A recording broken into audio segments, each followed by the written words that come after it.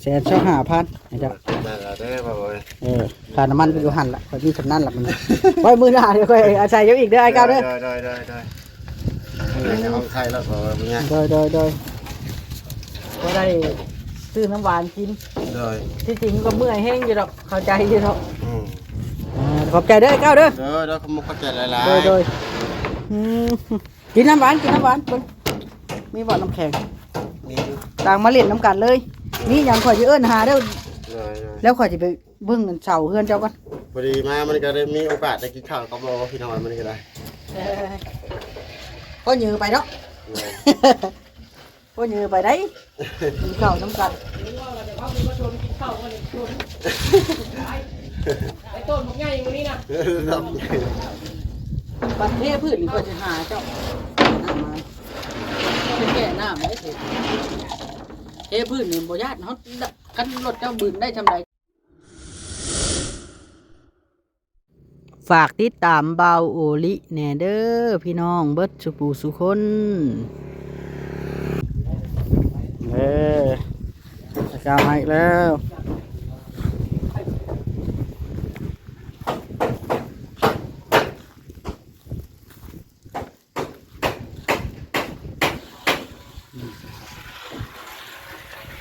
เป็นหลายเติบดู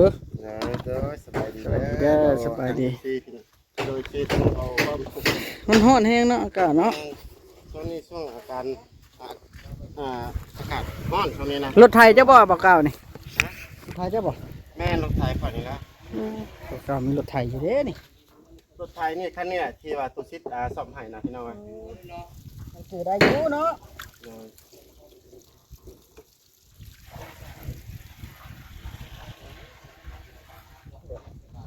หักเลย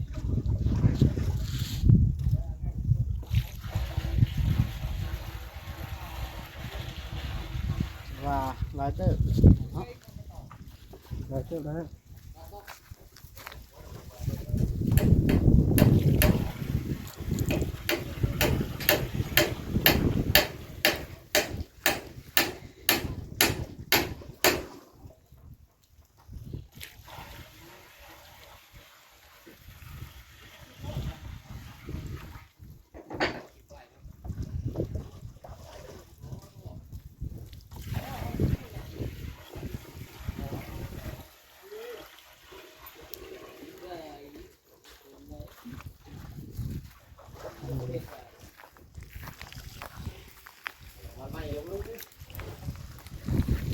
พี่น้องเนาะก็คือเก่าๆแล้วก็แก้มาให้ครับพี่น้องเนาะเราจะให้ตัวใดก็ให้เบาดีจากที่ให้ตัวใดแล้วพี่น้องเลยเบาดีกูจะความให้กัน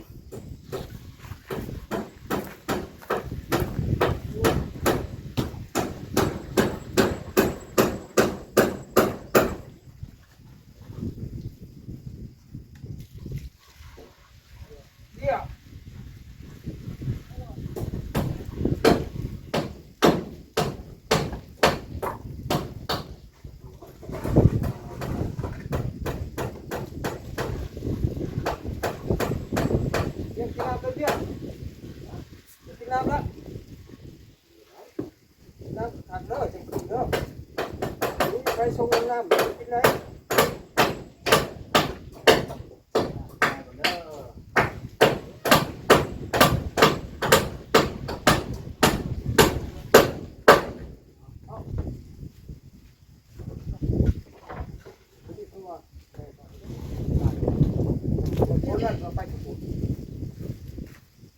ระเบิดเอ้ยมาแล้วพี่น้องเนาะหลานมาตุกแก้วกูอารวาสทิ้งมาสบายกี่กล้องให้ดูสบายดีดูเดือดตลอดหมด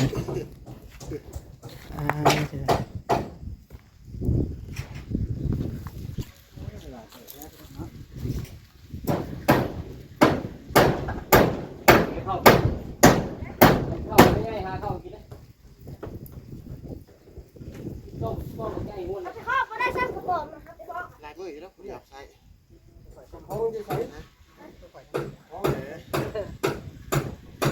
จะมาหาแล้วพวกว่าไปทางนี้เนาะ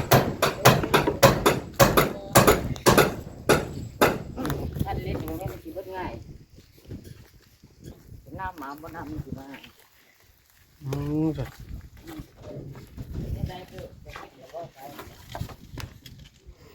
ทิ้งอย่าดื้อเด้อบัดนี้ทิ้งเด้อฉันบ่ได้กินน้ำหวานได้เนาะอย่าดื้อเนาะลุง โน่นแม่น ไว้สิให้มันเท่าเนาะ นี่แหละเขาครับไปกินกับปลา อยู่จงไว้ให้อยู่ต้นบ่ใหญ่อะไรได้มื้อนี้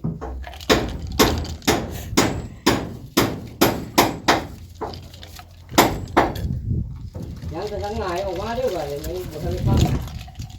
มา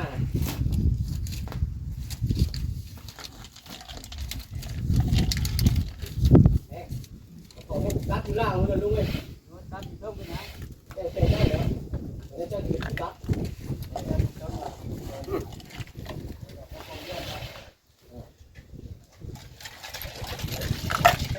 เว้ยจะมีเงินชาวพันบ่ นี่ห้าทิศตัวนี้ บ่นะไปชาวพันนะ นี่ ตรงไหนดีตรงไหนวัดบ่ได้ตรงไหนวัดเนาะ นี่นะหาทิศโตนี้ตัวนี้ได้เลย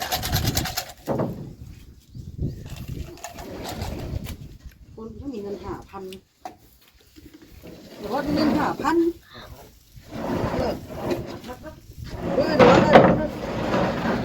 เงิน5,000บ่เดี๋ยวได้ทิ้งบอกพังอยู่เด้เนาะเกือบเต็มเนาะก็ให้เราพอก่อนร้อนแห้งอากาศนะชามเที่ยวแล้วแกมาทำอิฐแล้วล่ะแล้วเอามาใช้อยู่หั่นแล้วล่ะนั่นพี่น้องเอ้ย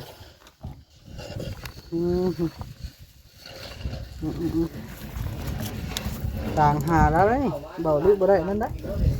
เบาลึกบ่ได้จ้างไว้เลยต่างหาแล้วไปมือหน้าหาแล้วเอาใช้แล้วบ้านนี้บ่เว้าเอาที่จะเว้าเอาได้มีเงินนี่เอา ได้เท่าไรก็เอาบ่ เด้อเอา1,250,000ให้เจ้า นั่นล่ะเด้อบ่ ค่าน้ำมันไปอยู่หันละพอที่สำนั่นละมันไว้มือหน้าเดี๋ยวค่อยอาศัยเยอะอีกเด้อไอ้เก้าเด้อ ได้เอาใส่แล้วบ่เนี่ย โดยก็ได้ซื้อน้ำหวานกิน โดย ที่จริงก็เมื่อยแห้งอยู่ดอกเข้าใจอยู่ดอก อืม ขอบใจเด้อไอ้เก้าเด้อ เด้อเขาบ่เข้าใจหลาย โดยกินน้ำหวานคนมีบ่อน้ำแข็ง ๆมีอยู่ ต่างมาเล่นน้ำกันเลยนี่อย่างข่อยจะเอิ้นหาเด้อ โดย แล้วข่อยจะไปเบิ่งเสาเฮือนเจ้าก่อน พอดีมามันก็ได้มีโอกาสได้กินข้าวกับบ่พี่น้องมันก็ได้ ก็ยือไปเนาะ ก็ยือไปได้กินข้าวน้ำกัน เราจะพักมาชนกินข้าวกันชนไอ้ต้นมันง่ายอย่างนี้นะ บัดเทพืชนี่ก็จะหาเจ้าน้ำมาเป็นแก่น้ำได้เสร็จเทพืชนี่บ่ญาติเขาคันรถเจ้าบืนได้ทำไรเจ้าใช่ทำนั้นรถมาว่าทนก้นมาแล้วเขาเปิดรถ โดย เขาบ่หามลงเนาะ แม่น ไปว่าอย่างนั้นแล้วไปว่า มือเทพื้นเลยเนาะ นี่จะเพิ่นสิหาเอาผู้อีกเพิ่นเพิ่น ตัว คุย ใหญ่ นะ นี่แล้วขึ้นไป เพิ่น แล้ว สองคุยนะ ตัวใหญ่นี่แล้ว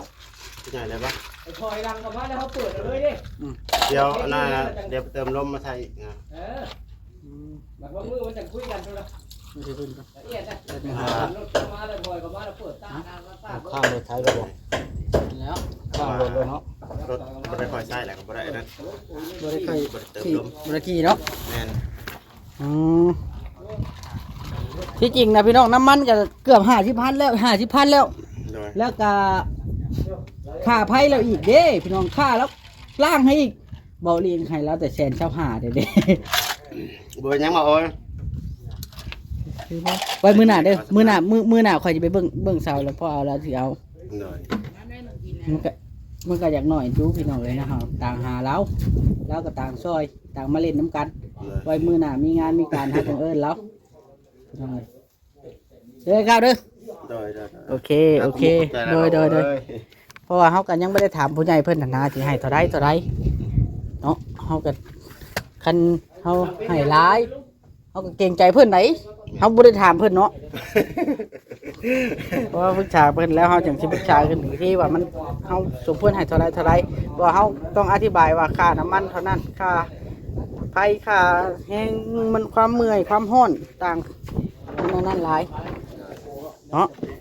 เฮ็ดหยังไปเฮ็ดหยังคู่มือนี่แต่ละมือนี่ เอ้าที่กับไปหาตัดอ้อยบ่เอ้ย หาแต่น้อย แม่นแต่เดี๋ยวนี้เพิ่นปิดโรงงานแล้วเดี๋ยว พิธีบแล้วเนาะ แม่น พิธีบล่ะ แม่นเรียบร้อยแล้วพิธีแล้ว เออ ก็บ่ได้ค่อยไปพิธีอยู่เพื่อเราได้นะ ฮ้อนเนาะ ถ้าว่ามีงานก่อสร้างไปงานก่อสร้างคือแต่เก่าแล้ว โอ้ ถ้าว่ามีงานเฮือนก็มีบ่อนเพิ่นจ้างเฮ็ดก็ไปเฮ็ด เดี๋ยวคันมีงานเดี๋ยวขอยสิเอิ้นเด้อ โดยมีงานก็ห้องได้บ่ ค่าเครือค่าแห้งบ่หลายก็เอาซำเพิ่นจ้างเขาแล้ว แม่น เพราะว่าเฮานี่บ่ได้เป็นคนจ้างเองเด้มีแต่ผู้ใหญ่เพิ่น โดยบ่เข้าใจอันโดยบ่สำหรับเฮาเจ้าค่อยน่ะเข้าใจกันง่าย เออโดยมีแต่ว่าเฮาสิไปเบิ่งสาวเพื่อนเจ้าแล้วเพราะเฮาก็สิถ่ายรูปไปเพิ่นเบิ่งเพิ่นว่าคันเอาก็เอา ๆโดย เนาะ แม่น เอาก็เฮาให้เจ้าแก้มาส่ง โดย เพราะว่าชาวเฮือนครัวนี่เฮาบ่จำเป็นต้องเอาแบบว่าใหญ่ก็ได้นะ เพราะว่ามันบ่ได้รับน้ำหนักหยังนอกจากหลังคา แม่นล่ะ อันตัวนี้เฮาเอามารับน้ำหนักเบิดทุกอันตัวนี้ แม่นโอ้ได้เสากลมซำนี้มันคักได้เสากลมนี่ งาม นะ เลยเวลาทา เสา สี ไม้ ใส่ แดง งาม นี่ไม้แดงมันติ๊กอีกมันเสามาตรฐานนี่นะ เสาไม่แดงมาจริงไม่หั่งเนาะ มันซ้ำบ่กลัวสาปูนอีกแล้วเนี่ย เพราะความนั้นค่อยกว่าชาวปูนน่ะปานนั้น FC ว่าย่านพวกกินเบิด บ่แม่ เพราะว่าคนตายก่อนเนาะค่อยถอยรถเอาขอบใจไอ้ก้าวแล้วค่อยสิแล่นไปเบิ่งเด้อ สบาย เด้ ดี อพี่น้องให้เราแสนเช้าหานนี่ได้พี่น้องเอ้ย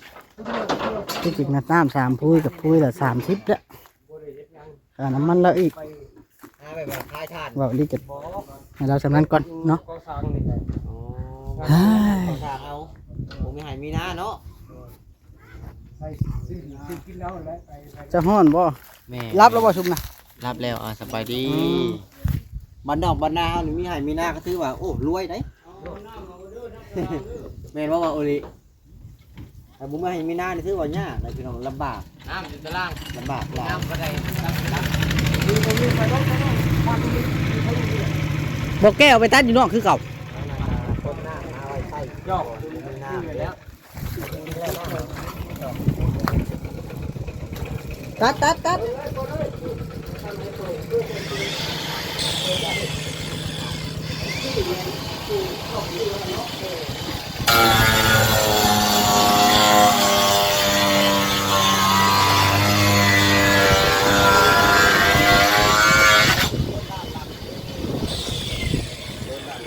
ได้กินข้าวหรือว่าทิ้ง ด้านหลัง กินสองคำหนึ่งงอนแดง มาเด้ปลานั่นให้แต่มันเท่า หลอกอยู่บนนี้ผมไหน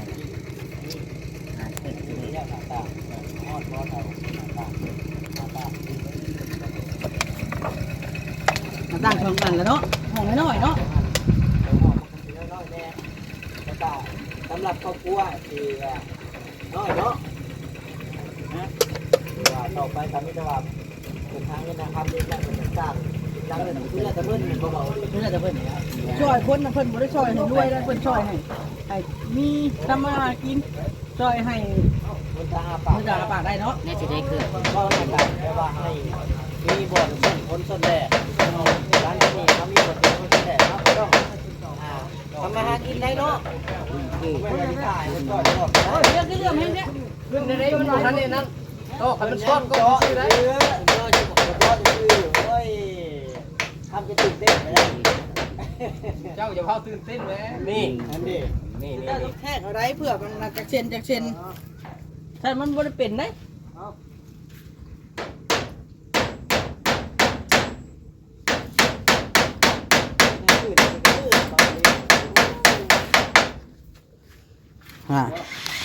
งาแห้งบัดนี้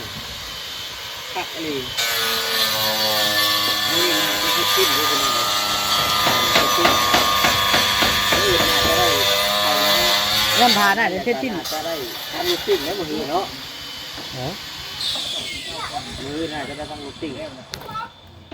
พอพายนี่มันบริยากไปพอมันบริตัดมันบริตัดไปว่ามุมคือพายนะไปบ่ทำนี่มุมโอ้ให้แน่บ่โอ้เสีย100อีกแล้วสันข้างเวียงตันเบิดบ่ได้เฮ็ด อ้าวตอนนี้ทั้งหมดเอาไป นอนเบิด เสียงเวียงตันเจ้าบ่ คอยว่าฮู้สึกว่าทั้งนี้ต่ำทั้งนี้สูงเนาะบ่ลีเนาะเอาลง แม่นเพียงต่ำสูงถ้าเจ้าก็ละเวลาถ้าเจ้าเบิ่งตัวนี้ว่ามันจักเช่นแล้วก็ไปเบิ่งตัวนั้นจักเช่นเลื่อมกันหั่นน่ะ แม่ มันจังเป็น จังได ก็รอเบิ่งตัวนี้จักเช่น กำลังจะตีกันได้คอยบ่ได้ห้ามเด้ เอาแล้วข่อยบอกวิธีเจ้าต้องแทกเอาชนมานี่มันเลื่อมจักเช่นเจ้าก็เบิ่งเอาแล้ววะมันก็ซ้ำกันไม่ซ้ำกัน บ่ได้ซ้ำนั้น เบาลี่ผู้เป็นนายจ้างนี่เบาลี่ให้เราเลย นายจ้างตัวนี้เลยนะไปจับต่อนายจ้างตัวนี้เว้ากันแนวนั้น วานนี้เลยวานนี้เบาลี่ตัวตนนี่ป้าเจ้าแล้วเจ้าวิวผู้เดียวบ่ วิวผู้เดียว มันนี่บ่บดเอาเบิดเด้อวะ บดเอาเบิดเอาแล้วบ่เดียวโคตรพันจะคลิปนี่นะ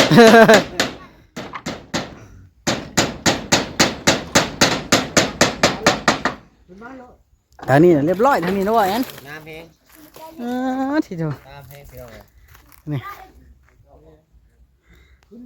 ขนาดว่ายังบ่ได้ใส่นั่นนี่ทางนี้นะเฮาสิก่อออกมาเฮาบ่ได้ใส่ปล่องเยี่ยมพี่น้องต้องเข้าใจได้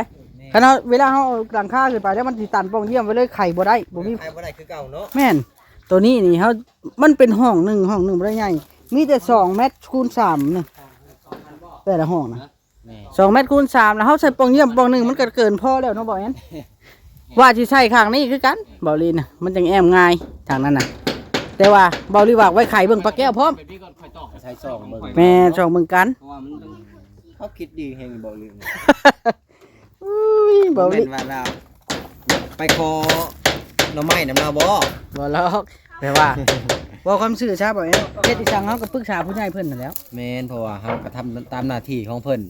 บ่แม่นว่าเฮาเฮ็ดโดยพลักการเนาะ แม่นทีมงานเฮามันตรวจจ้าอยู่แล้ว จนน่ะสิเฮ็ดไปผู้เดียวห่วยก็บ่ได้สั่งจะได้ให้ลื้อนั่นแหละเนาะ ค่อยเห็นคอมเมนต์ในอันคลิปเจ้าว่าโอ้ยเบาลีเฮ็ดตามใจได้บ่ลีผู้เดียว เจ้าก็น้อยใจบ่ ก็เพราะว่าเฮาได้คุยกับผู้ใหญ่คักแล้วเด้แต่ละอัน เพราะว่าเฮาก็เฮ็ดตามเจ้าของเงินเนาะ ก็แม่นอยู่ว่า FT น่ะเพิ่นอยากให้เฮ็ดหลายแบบเป็นหลายมุมเนาะพี่น้องแต่ว่าเฮาก็เฮ็ดตามจุดประสงค์เฉพาะเงินเด้อพี่น้องเลยก็คือบัญชีแรกเพิ่นว่าโอ้เฮ็ดใหญ่คือสิดีเพิ่นว่าเนาะก็คือเฮ็ดจังได๋ก็แบบว่าสำหรับบ่แอนก็คิดว่าพออยู่พอเซาแล้วสำนี้เนาะ สำหรับตัวเฮาเองเนาะ สำหรับความคิดของเฮาหั่นนะหลายคนก็โอ้น้อยแฮงถ้าเฮ็ด7คูณ8นี่คือสิดีอยู่เพิ่นว่า แต่เพื่อนเบาลีเลยได้ แต่อันนี้เท่าไหร่นี่ ฟังได้บ่ 4คูณ6 4คูณ6 มาทางเจ้าเลย ก็ถือว่าเฮ็ดทำนี้ก็โอเคเนาะพี่น้องต่อไปเฮาก็แบบว่า เทพื้น เทพื้นแล้วก็จังสิก็เอามาพี่อีก ก็เฮือนครัวแล้วก็ใส่ เฮือนครัวเฮาก็ เฮ็ดห้องนอนห้องหนึงทางนี้ โอ้ถือว่าโอเคได้นะ เพราะว่าเฮาสิก็มันระดับ6 เมตรแล้วเด้ อันนี้ มันก็มันสิก็ออกมาน่ะมันรวมแล้วสิเป็น6คูณ4คือเก่า อันนี้ก็ใหญ่เลยได้เนาะ อืม ก็เฮ็ดอยู่เฮ็ดกินก็อยู่พื้นอยู่ตารางก็แบบว่านั่งเตียงมาสิเลยเนาะ แล้วเฮ็ดสมมุติว่าเฮือนครัวเฮาสิอยู่ทางนี้ห้องนอนเฮาสิเอาไปทางนั้นสิแบ่งครึ่งเลย ซ้ำกันบ่ ลา โอเคเลยเด้เนาะ แม่น ว่าน้องเองน้องสมมุติว่าน้องตุ๊กน้องติ๊กน้องมิกมาเนาะ แม่นแล้วก็คือนอนอยู่เทิงมันมี2ห้องเด้เอาขัดห้องไว้เด้ อาศัยให้ทั้งน้องเพิ่นได้มาพักมาเซาเนาะพี่น้องเนาะ หรือว่าพอแล้วหั่นน่ะ แม่นผู้ใดก็ได้ให้เลย เอาเอ็นก็ได้บ่หรือว่าบอสก็ได้บ่ บ่แอนนี่เฮาทำหน้าที่เช็ดที่เฮาก็มาเด็ดชื่อ บ่แม่นเพราะว่าไปนอนเผาไว้ว่าเขาตลอดนะ บ่แล้วพาจะไปเผาขนาดนั้นเนาะก็มีแต่ว่าอัปเดตเล็กๆน้อย ญาติว่าไปนอนเผาแล้วจนเขารำคาญเขาไล่หนีก็บ่หนี ๆ นะ บ่แม่นช่างเวียงได้ แถวเลี้ยงบ่เห็นไว้นะ ช่างเวียงจะเผาจนหายมาแต่ละเทื่อ ว่าเนาะแล้วเพิ่นสิเผาเฮือนหลังนั้นช่างเลี้ยงบัดเจ้าของเฮือนหลังนั้นมาชาวเทืองนี่ โอ้ ต้องคอยมีเป้าหมายคอยบอกเมียคอยว่าเดี๋ยวไปเฮ็ดคนไก่ไว้เฮ้ย เว้าหยอกกันพี่น้องเอ้ยตอนหยอกก็หยอกตอนจริงจังก็จริงจังเฮ็ดคลิปมันต้องมีรายระบบเนาะพี่น้องเนาะ เบาลีว่านะเฮาเฮ็ดทั้งเทิงแล้วใช้ลูกตอกลูกติ่งท่าชอกท่าสีทั้งเทิงแล้วเฮาจัง เท ลง พื้ มาน เฮ็ดทั้งล่าง เพราะว่าเฮาอยากให้มันสะอาดทั้งเทิงแล้วจังลงมาทั้งล่างมันจังบ่มีขีดคูลงมาแต่ปูนเด้ แม่นและ แม่นจะว่าได้ แม่น แผนดีบ่ข่อย เฮ็ดดีแฮง ชมกับผู้ใหญ่เพิ่นไว้วางใจเลย แม่นใกล้สิแล้วนะยังจักแพนน่ะ2แผ่นแล้วเนาะ แม่น โอ้ แผ่นเดียวก็ได้เว้ย 2แผ่นไล่มาได้2แผ่นโลด บ้าเขาบอก บากหัววงกบลุ่มวงกบถึงพอ บ้านี่เนาะ แม่น นี่เนาะ แ แม่น มันได้สองแผ่นเนาะได้ ให้มันได้2แผ่นเลยพอเลยนะบ่ให้มันได้3 ถามในไหนมัน40เซนหนึง นั่นแหละให้มันได้แต่2ถ้าแผ่นหนึงพอบ่ถึงได้ ไปยืนตัวเยี่ยมแล้วบ่ลูกไปแล้วเนาะ งามเด้ช่างถ้ามาตรฐานช่างเนาะ แม่นงามแฮง ใครคิดว่าเข้าพานี่จนบ่แนบข้างก็ได้ปกติ ปกติมันต้องใส่เส้นเนาะ แต่ว่าเขาแนบแล้วได้นี่เขาต้องได้แนบได้นี่ข้างมันนะบ่แม่นเก็บขอบเหลี่ยมนะ อ๋อแนบบ่ให้มันเห็นบ่ แม่น อืม ให้มันละเอียดเลยนะคันได้เห็นน่ะ บ่ให้มันเห็นแบบว่าหูเลย แม่น ป้าไปให้ล้มเข่าเนี่ยเห็นว่าก็ได้ บ่ดอกไว้สิเกียร์แล่นนะเนาะ ขี้เกียจมุ้ยบนชนไหน เอาบ่แม่นเดี๋ยวข่อยสิขอตัวก็เด้อบัดนี้ข่อยสิไป โอ้ยโดย อันไปเวียกอีกแล้วได้ เมื่อละบ่ ไว้ให้เจ้าเอาวิวเพียงอีกแล้วได้ บ่บอสบ่มือ โอ้บ่ได้เด้อเจ้าเนาะ ไรบ่บอสบ่มือ เอาโอเคเจ้าคุมงานแท้สร้างเวียงนี่เด้อ โนเดี๋ยวไปถ่ายเอฟซีมันเบิ่งต่อ สร้างเวียงคุมงานสร้างเวียงนี่เด้อท่านเราเฮ็ดบ่กี่ลักบ่งานเด้อ ทำเวียนอยู่แล้วบ่เอ็นมานี่ถ่ายบ่ทุกซอกทุกมุมเราอ่ะ เราให้จะบ่ ให้เขาอีก ดีเถอะนะพี่น้องเนาะจังไรก็โอเคเด้อพี่น้องบาลิกสิขอตัวไปจำเพื่อนประวอนผู้หลับพี่น้องให้เบาเอ็นกับเบาบอสติดตามงานอยู่นี่ฝาก FC เป็นกำลังใจให้เบาอุลินี่เด้อพี่น้องเนาะจังไรก็อยู่ดีมีแฮงสบายดี